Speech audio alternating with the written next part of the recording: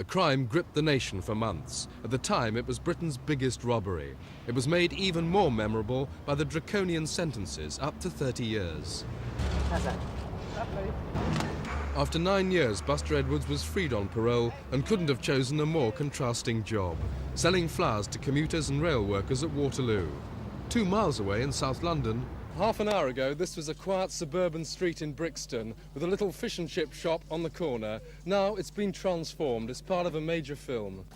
They're recreating Buster's life story. Right, here we go then. Stand by, please, for a dry rehearsal. Phil Collins and Julie Walters are playing Buster and his wife June. I think he's a charming man, charming.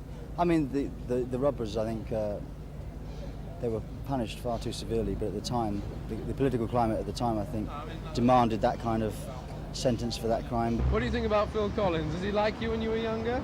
Well, I've met him a couple of times. He's a fantastic man. He really is good. And strange enough, when we stand next to each other, he does look like me.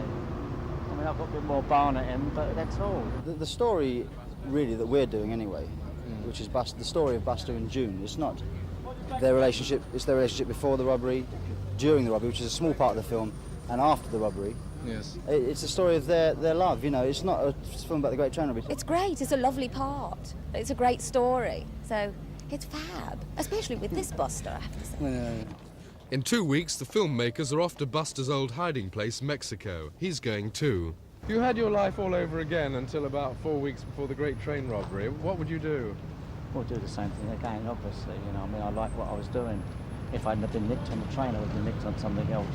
It certainly wasn't the first thing I'd done, and it wouldn't have been the last.